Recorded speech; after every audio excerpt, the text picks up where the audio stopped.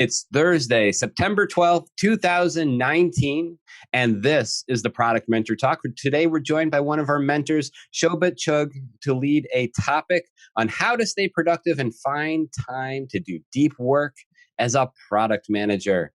So for those of you who might be joining us for the very first time today, let me briefly explain the format. People who you see speaking to us, our mentors, are in the Product Mentor program at theproductmentor.com. And we pair up mentors and mentees in the field of product management all around the world and help make better product people. And once in a while, hopefully that translates to their products as well. And we're in over 20 different countries all over the place. And who am I? I am the moderator today. So if questions do come in, I will interrupt Shobhit to pass along your questions in real time to get you some answers. But short of that, let me hand it over to him to take it away. Perfect. Hi, everyone. I'm Shobhit. I'm a product manager at Google. I also teach product managers at Intentional Product Manager. And with that, let's get into the topic of the day, which is how do you find time to do deep work and stay productive? And you'll probably see that this is one of the topics I'm really passionate about. And really, productivity is one of those things that I really geek out on. So I apologize in advance. Perfect. So when I ask product managers that, hey, how productive do you feel? And the common answers I get is maybe a little, but not enough. It's one of those things that we never seem to be really satisfied by. And I've been curious about why is that the case with all the tools at our disposal and the right intentions that all of these product managers bring. Why do they not feel productive? And for me, it really comes down to the job definition of a product manager.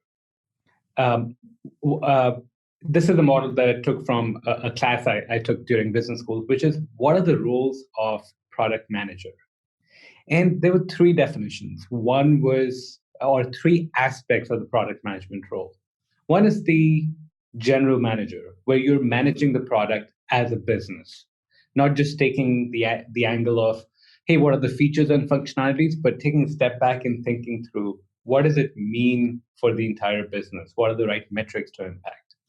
The second is the voice of the customer, the one stakeholder that's not in the room, you're representing him or her.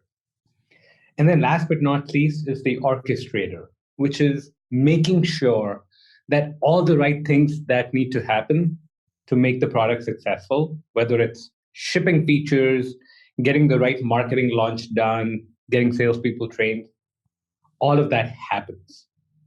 Now, with these three aspects, what I find is that most product managers tend to over-index on the orchestrator function, on the function of making sure there's alignment of that all the things are happening. But there's a cost to that. I believe that you need deep work time to be successful. You need to actually focus on these two other aspects that I mentioned to want to be really successful as a product manager. Before I go on, you might be asking, deep work? What is deep work? Deep work is one of those terms that have been popularized by Carl Newport. I might be butchering his name just a little bit, but I think I'm getting it right. He's a professor at MIT, and he wrote a book called Deep Work. And it's all about activities performed in a state of distraction-free concentration so that you push your thinking to the limits. This is not very different than the concept of flow, which a lot of people are familiar with, which is you're finding the sweet spot between a sense of comfort where you are contributing and making progress, and a sense of discomfort where you're just right at the limits where you're challenging yourself to get to the next level. Now, the places where deep work is really applicable are these, and these map to the other two aspects of product management. So things like product strategy, expressing and clarifying the vision and repeating it in a way that it makes sense to the team where they get it. Processing and acting on user feedback, which is not just interviewing users, but then taking a step back from all the customer research you've done and now trying to synthesize that into themes. Users don't tell us what products to build. We understand it based on their input, and then we make the final decision. So you need deep work time to actually process and act on user feedback. Thinking deeply about upcoming work. This might be around, if you're just writing user stories, for example, have you really clarified and added meanings to them? And then last but not least, even preparing for meetings. I mean, who here loves meetings? Whenever I ask that question, there's never like, oh yeah, I love meetings. And I think that's because we haven't spent the time to prepare for them in a way such that that experience would be great. So I hope I made the case for why you do need deep work time to be successful as a product manager. Now let's move on to how you find, like the main topic of the talk, how do you find time to be productive and make time for this deep work? So I think you need to do three things to be successful in this. Number one, you need to reduce the time you spend as an orchestrator. Number two, you need to persuade your organization why the other parts are crucial, why you're acting like a general manager for a product and the voice of the customer is crucial. And then you need to reconfigure your schedule to enable that deep work. And you might notice that I put this like in this particular order. That's very intentional. So I'll talk through why this is the sequence of activities I believe you must follow. So let's talk about the orchestrator role and how do you reduce time spent there. So first of all, if I asked you a question today, why do you spend so much time as an orchestrator? Why do product managers in general spend so much time acting as project managers rather than product managers? I've asked this question several times, and the underlying theme I get are sort of these two. So first of all, the project management activities give you an immediate result, right? You coordinated when the release was going on, the release will go on time. You made sure marketing was doing the right launch at the right time, it happens right away. There's an immediate return on your investment of time as an orchestrator.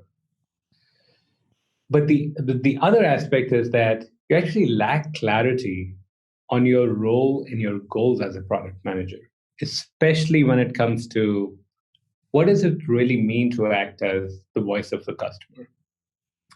What does it really mean to act like a general manager? People haven't spent enough time clarifying what those mean for you in your current job. So how do you reduce this orchestrated time? I think there's two key things you need to do. One is you need to actually clarify what your goals are as a product manager. What are the big initiatives you're going to drive forward that don't exclusively depend on you being an orchestrator? Put another way, this question is, if you were not here today and you just left the team to execute themselves, what are the things that would not get done? How would the things be different 6 months from now? That's the view you need to take with you having done those activities versus not having done those activities. And the second tool that I'm going to talk about is a calendar audit. So let's talk through those tools.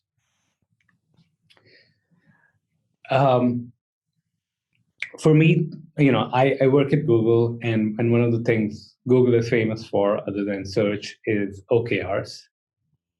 Everybody sort of associates Google with OKRs.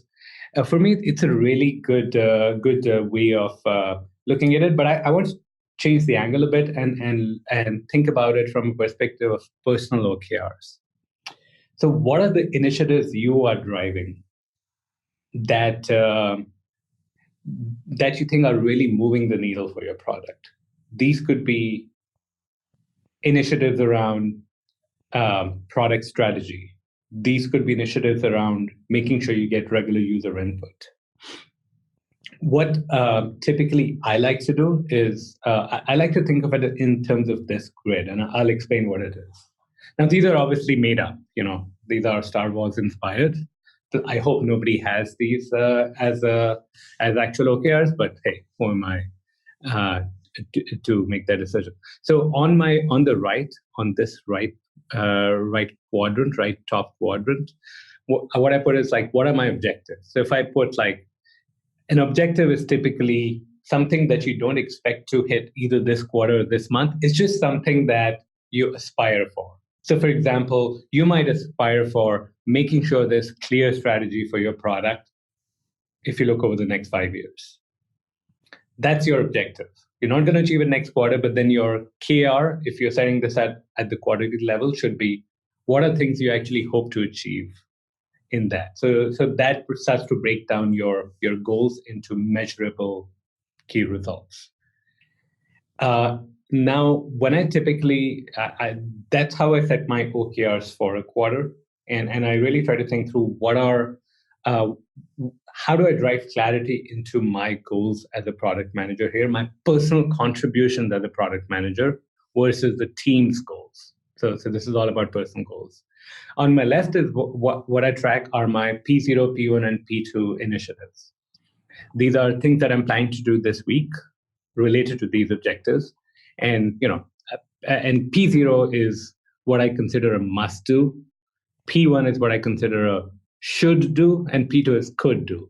Very simply, if I ended the week and any of my P0s are not done, I'll be really disappointed. The should do's also, I should try to do all of them. And if I get bonus time, that's when I want to do the could do's. There's a very important reason why you must prioritize them and put them in these categories is because human tendency is to go and do the easiest things first, right? And what we're trying to make sure you do the important things first. So do not begin on your P2s until you've done your P0s. On the lower left quadrant, it's just like my next 4 pipeline, like things I think are coming up, so I should note it so that next time I plan, I do my weekly plan, I do that. And then on the bottom right quadrant, it's just my health metrics, which is like, hey, while doing all this awesome work as a product manager, is my health falling off a track? I've done no exercise. Am I networking? I'm like growing in my career and learning from other people. How's my leadership? Like whatever things you just want to make sure help you stay a balanced life. That's what I track in my health metrics. So this is a tool that I typically advocate for making sure you get your goals clear. What are you trying to move forward as a product manager and not as a project manager? That was one. The other one is called calendar audit. So calendar audit, simply put, is taking a look at your calendar, and I typically try to do it quarterly, reflecting back a week and saying, how aligned is my calendar to the objectives that I set for myself? So if I have those 2 objectives, how much time did I actually spend on them? And what I find typically happens for me and for other PMs who I work with is, commitments pile up, obligations to other people pile up. And those are sometimes not aligned with, it's like your inbox, right? Your inbox is basically a ordered list of other people's priorities. And your calendar could become the same if all you're doing is accepting any invites you get. So once a quarter, I look at my calendar, I say, okay, how much time am I spending as far as my objectives is concerned? And I ask these questions. These are questions you might ask yourself to go deeper into this analysis. What are the 20% of your activities that cause you to spend 80% of your time and are not useful? Are you going to too many cross-functional meetings where you're just sitting and hanging out and not contributing much? Have you committed to something that you now wish you had not committed? Second is like, are you being a perfectionist in some areas? In a previous role, we had about 386 Jira tickets. And I made sure they were I had a perfectly groomed backlog, 1 to 386. And at some point I was like, does it really matter what is there after story number 20? Do I need to spend all this time? So where is it you're trying to over optimize something that doesn't give you results? And then the third one is like activities, like, maybe you are a part of like some working groups where you're kind of needed, but most of the time not really. And can you start declining some of those?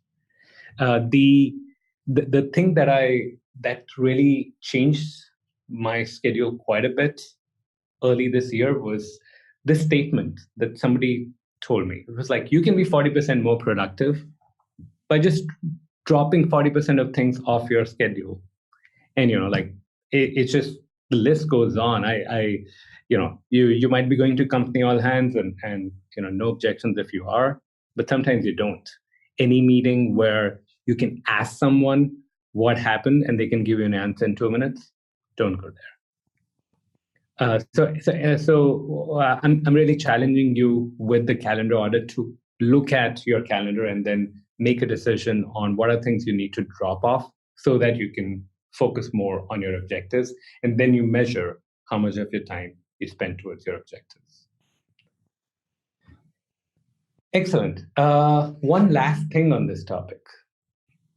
One of the reasons why a lot of people fail in this part of the exercise, removing things that don't move the needle, reducing the time spent as an orchestrator, is that it's uncomfortable because you have to say no to people.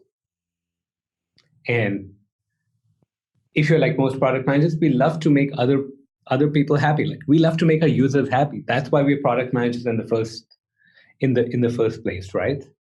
But sometimes you got to make some people not happy for the short term to achieve long-term success.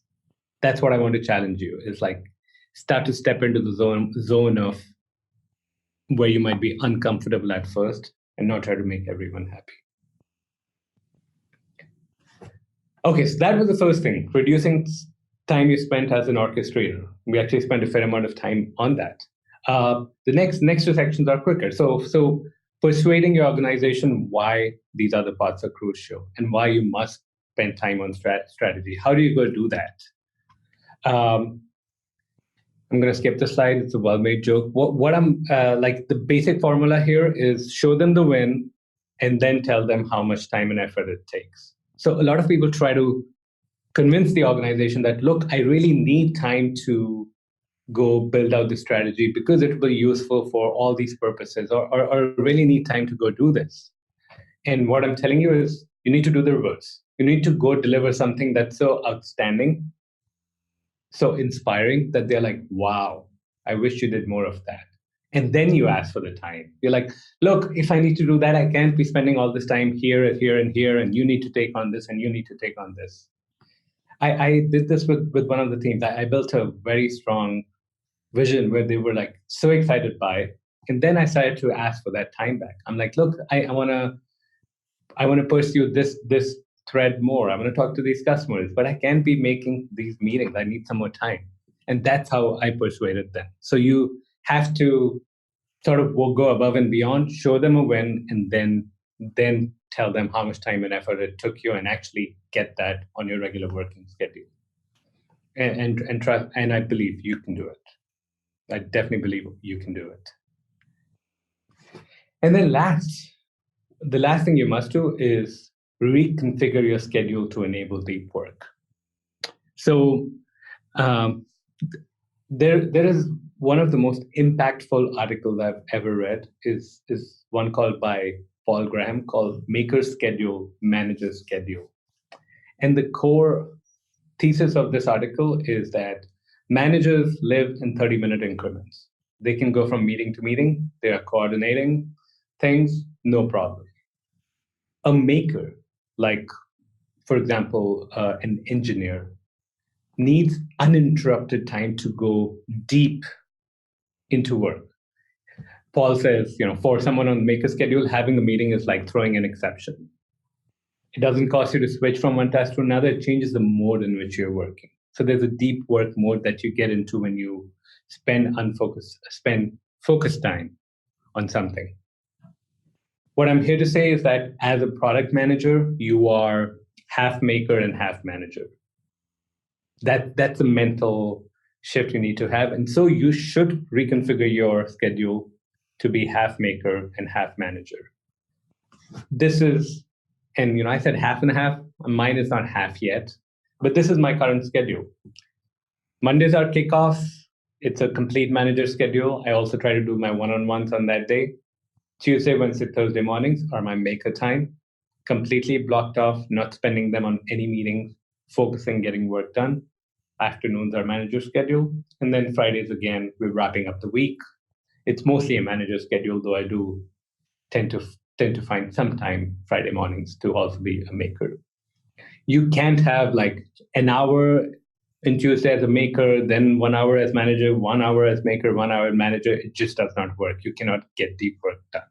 So you must make these uninterrupted times work for you, even if you need to challenge the teams that you work with. And actually, you know what? I would say they would appreciate it, because by making this time for you as a maker, you're also making this time for your engineers as makers. They'll get more productive, and they tend to definitely appreciate this.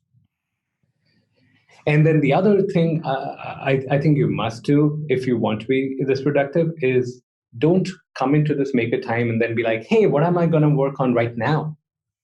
Know it beforehand.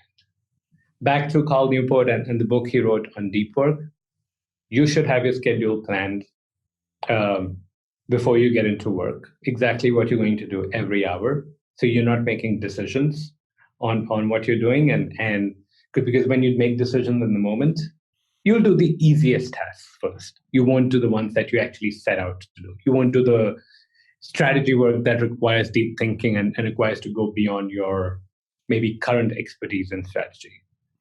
Now, there's also recognition that we're product managers and things blow up all the time. Bugs come and we need to react. And that's why this thing is written in pencil. So when things blow up, you can change things around and just reconfigure. But hopefully that's not an everyday occurrence. And then last but not least, you must make time for rejuvenation breaks. When I work with other product managers, this is the most challenging thing. I challenge them to find 5 minutes during the course of the day, 2 blocks of 5 minutes to take rejuvenation breaks. And the answers I get are, nah, don't have 5 minutes. What are you talking about? These 5 minutes will give you 2 hours back. So I go read a book for 5 minutes and I'm like, whoa, I'm excited. I do breath scaling, which is an exercise, and I'm rejuvenated. I journal for 5 minutes and I'm rejuvenated. I can get work done so much faster. So you have to, similar to the earlier theme I expressed, you've got to make time somehow, see the results, and then you can convince yourself to make this time on an ongoing basis.